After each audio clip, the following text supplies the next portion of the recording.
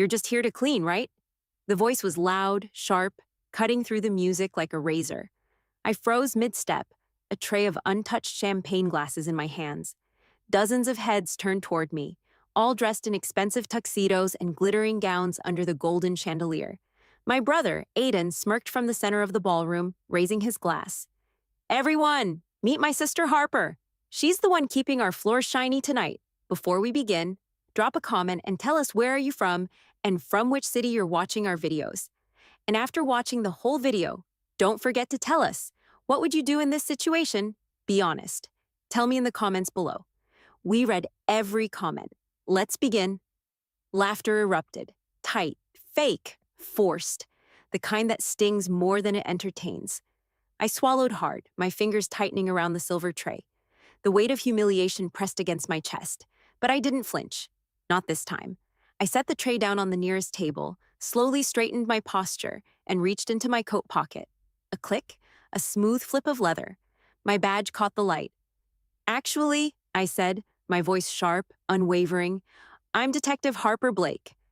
I'm here for something else tonight. Silence fell like a blade. The laughter died in their throats. I watched Aiden's glass tremble in his hand. He blinked. Once, twice. Someone gasped. You're lying, he said. This is some joke. I took a step forward, my boots clicking on the marble, steady and cold. Is it? Then why did Internal Affairs send me to investigate the Bennett Foundation's missing funds? You know, the $2.6 million no one seems to remember disappearing? Aiden's face drained of color. I told them I could blend in, I added, eyes locked on his. And you made that easy. My mother, arms draped in pearls, took a shaky step forward. Harper, you never said anything about being...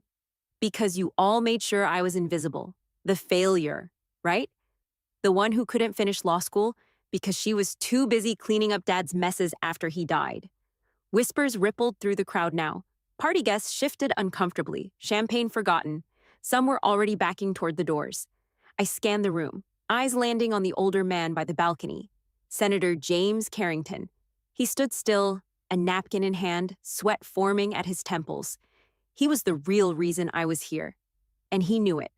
But tonight, I wasn't just exposing the money laundering operation my brother was neck-deep in. I was going to dismantle every single person who stepped on me to climb higher. One lie at a time. And the first one? That I was ever just the maid. Nobody moved. Nobody breathed. The senator's gaze locked with mine like he knew this moment would come. But the one who cracked first wasn't him. It was Aiden. He laughed. Loud. Desperate.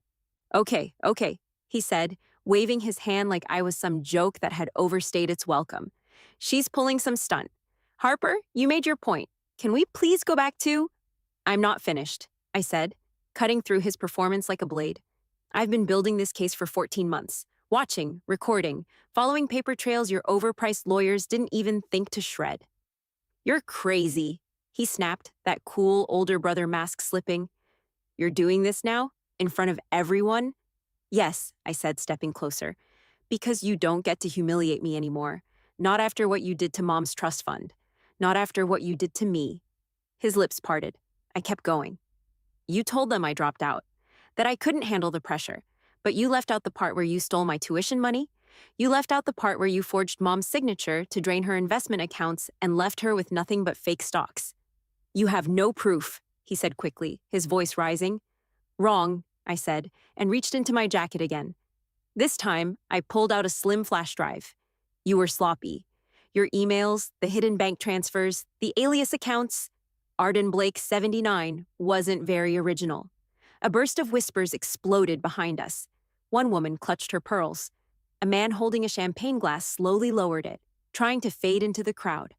I tried to tell Mom, I said, voice trembling now, but not from fear. But she wouldn't hear it.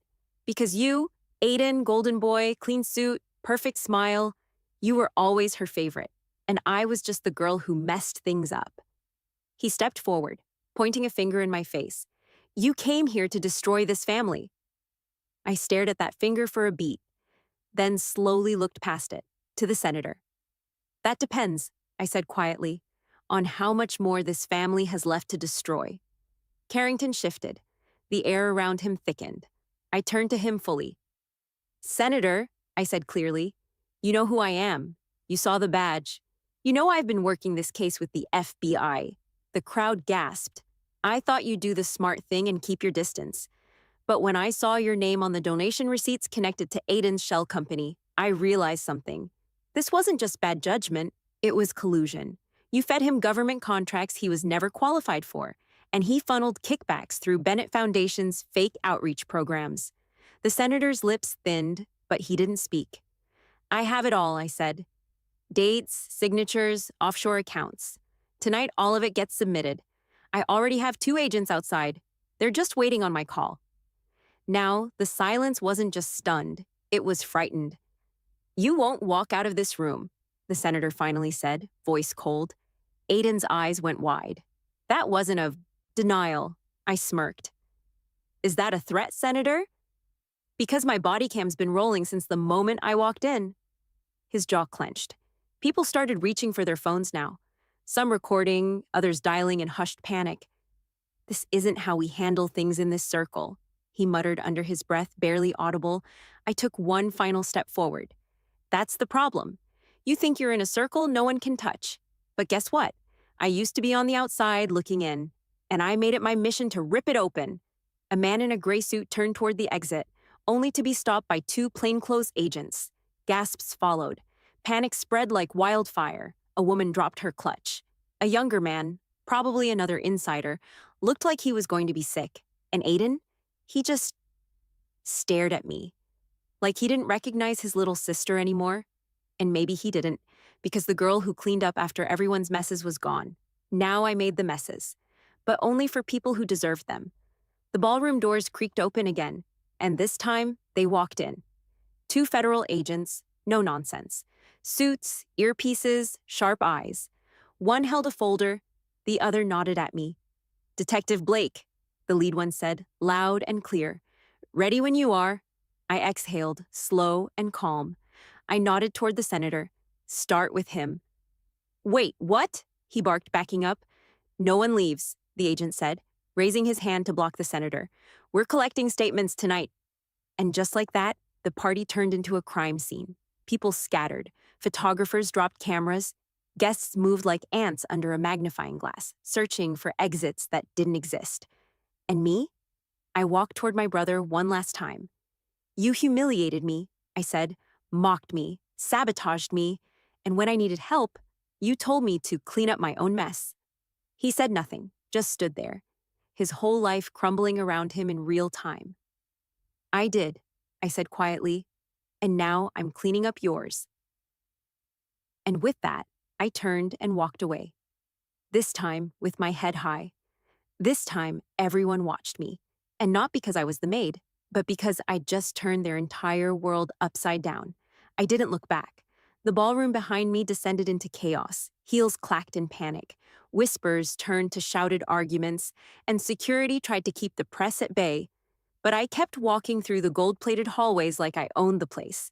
Because tonight, I did. "Harper," one of the agents called, falling into step beside me. "FBI has already started seizing assets. Offshore transfers are frozen. We just needed someone on the inside." I nodded. That's why I stayed quiet so long. Every step they took deeper into this mess made their fall louder. He gave me a look. "You sure you're okay?" I glanced down at my badge, still clipped to my belt. Still real. Still mine. "I'm more than okay," I said. "I've been waiting for this moment since the day my mother said, 'Maybe you should leave the law to your brother.'" And that day played back in my mind like an old VHS tape I never threw out. It was the night after our father died. I was 19. My scholarship had just fallen through, and I found out Aiden had borrowed from our joint savings to throw himself a celebration dinner at a 5-star hotel. I confronted him. He laughed. My mom sided with him.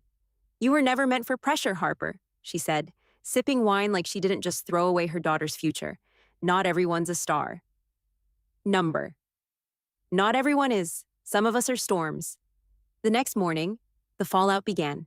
Headlines exploded across news outlets like wildfire. Senator Carrington under federal investigation and kickback scheme. The Blake Foundation linked to multi-million-dollar fraud. Party turns into FBI raid. Guests interrogated on scene. I stood by the window of my apartment, sipping bitter black coffee, watching the sunrise cut across the skyline like a blade through darkness. My phone buzzed. Unknown number. You embarrassed this family. I didn't need to ask who it was. My mother never saved her number in my phone. She didn't need to. Her tone was always enough. I replied, "You mean the family that threw me away?" She responded instantly. "You think this makes you powerful? It makes you pathetic. Destroying your brother's life just because you couldn't compete." I stared at the message for a long moment and then deleted it. By noon, Aiden had been arrested. The footage went viral, him being led out of his luxury penthouse in cuffs, face hollow, eyes wide. He didn't even look at the cameras, just kept asking, "Where's Harper? Where's my sister?" I watched the video on loop, expression unreadable. My phone buzzed again. This time, it was him. Detective Kyle Hensley, my former training officer, now my lead in the precinct. "You pulled off the entire thing alone?" I replied with a smirk. "Not alone. I had your annoying voice in my head every step of the way." He called me 5 seconds later. "I saw the press conference," he said without greeting. "You destroyed them, Blake." "They destroyed themselves," I said calmly. "I just pulled the curtain back." He was quiet for a moment. "Does it feel like justice?" he finally asked. I stared at the blank TV screen in front of me, my reflection fractured across the black glass. "No," I admitted, "but it feels like truth. And that's more than I ever got from them." Later that night, I got another message, this time from someone I never expected. Bennett, Rachel, my cousin. I didn't know Harper. About what Aiden did, I believed everything he said. "I'm sorry." I sat with the message, read it 5 times, thought about how she once whispered behind my back that I'd probably end up doing hotel laundry for a living. But at least she messaged. I responded, "Thanks. I didn't expect you to say anything. If there's anything I can do, anything, just ask." I paused. "Just tell the truth. When the trial starts, that's enough." She replied within seconds. "I will." The next morning, I walked into the precinct, not as a janitor, not as a temp, but as Detective Harper Blake, badge clipped, case jacket in hand, and eyes locked forward. Kyle met me at the elevator. "You know what's coming, right?" he asked. "Retaliation?" He nodded. "The Carringtons, the Bennetts, the donors. People like that don't go down quietly." "Let them try," I said. "You're not afraid?" I smirked. I was afraid, for years, of not being good enough, of always being the family disappointment, of failing. I stepped out of the elevator. But the funny thing about hitting rock bottom is, you learn to build a fortress there, brick by brick. He watched me walk into the main bullpen where the other detectives stood, reading the headlines, whispering to each other. I took my seat, opened my folder, and started the next case. Because while the world was still shocked by the detective who ruined her own brother, I had already moved on. There were more shadows to expose, more power to challenge, more truths to tear out from behind expensive suits and champagne smiles, and I wouldn't stop until every last one of them was dragged into the light. They thought I'd disappear after the courtroom fireworks. They thought Harper Blake would take her final bow, and the headlines would fade. But justice doesn't die when the cameras stop flashing. It sharpens. The courthouse steps were packed that morning. Cameras, journalists, suits with microphones. I didn't stop for them. I kept walking with the folder in my hand. Inside was the final affidavit, the one that would flip the entire Bennett-Carrington ring on its head. Behind me, echoes of gasps, questions, and flashes. In front of me, power. And I wasn't scared of it anymore. Aiden was already inside the courtroom, his expression vacant, his suit no longer crisp. He didn't wear the smug grin anymore. That died the day the agents walked into his penthouse and froze his accounts. He glanced at me once when I entered, then quickly looked away. Good. Senator Carrington sat beside his lawyer, whispering urgently. He looked older now, smaller, as if all that political confidence had been built on a foundation of lies, and I'd finally cracked the concrete. The judge took the bench. "Ms. Blake, you submitted a final affidavit this morning?" "Yes, Your Honor." He nodded. "Proceed." I walked forward and handed over the document. "Your Honor, this is a sworn statement from Rachel Bennett, a first-hand witness to multiple fraudulent transactions." She details how the Bennett Foundation operated as a front for laundering federal funds and how pressure was applied to family members to lie or stay silent. The courtroom broke into murmurs. Carrington's lawyer jumped up. "This is hearsay." "No, it's not," I said flatly. "It's notarized, cross-referenced with existing financials, and verified against digital evidence recovered by federal agents. The statement includes names, dates, and access logs." The judge flipped through it, expression tight. Then he looked up and turned toward the senator. "Senator Carrington, you are now under direct scrutiny for obstruction, conspiracy to defraud the government, and political misconduct. You are to remain in the state pending trial." Carrington stood. "This is outrageous. She's fabricating this entire circus." I took a step forward, then explained the 11 wire transfers from Aiden Blake's business account to the senator's private foundation. Same timestamps, same offshore routing numbers. "Would you like me to list the banks?" The judge slammed the gavel once. "Enough. This court has seen sufficient cause to proceed with the criminal investigation." Aiden closed his eyes. His entire world just collapsed. In real time. And my mother? She wasn't even in the courtroom. She hadn't shown her face once since I dropped the badge in front of her golden son. But the message she'd sent was still burned into my mind. "You humiliated your brother in front of everyone. Was that worth it to you?" Yes. Yes, it was. Because this wasn't just about me anymore. It was about every quiet girl who got laughed out of the room. Every woman they told to stay in her lane. Every truth swept under a rug that someone like me was always expected to clean. After the hearing, Kyle caught up to me on the courthouse steps. "You're not slowing down, are you?" he asked, sipping lukewarm coffee from a paper cup. "No," I said, eyes locked on the press vans and black SUVs parked across the street. "This is just the beginning." "You made a lot of enemies in that room," I smirked. "Then they'll know how I felt growing up." He leaned against the railing. "So what now?" "I finished what I started," I said. "I don't just want justice for myself. I want to dismantle the entire culture that let people like Aiden thrive. The fake charities, the rigged contracts, the silence, all of it." He studied me for a second. "You ever think about what this cost you?" I nodded. "Every day. And I'd do it again." Because the truth is, I didn't just lose my family. I exposed what they were. People like Aiden and Carrington used family like armor, something to hide behind when it was convenient. But when it cracked, they turned on each other faster than the truth could reach the surface. And now, they were drowning in it. A week later, the trials began. I sat in the back of the courtroom that time, not because I wasn't involved, but because my presence made them sweat more from the shadows. They avoided my eyes. Good.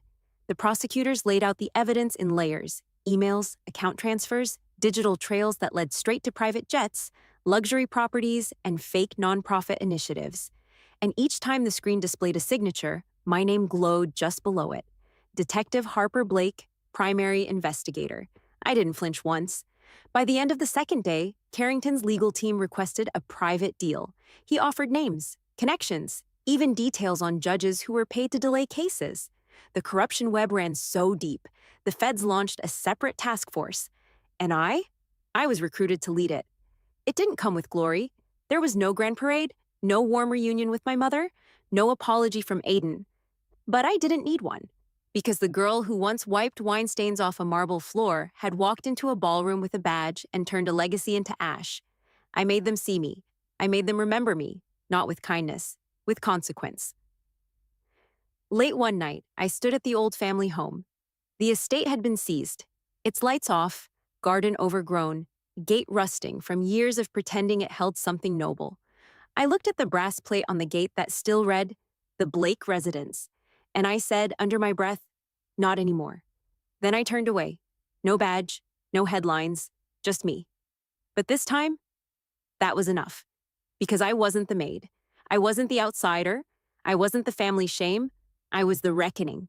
And reckoning always leaves a door open for justice.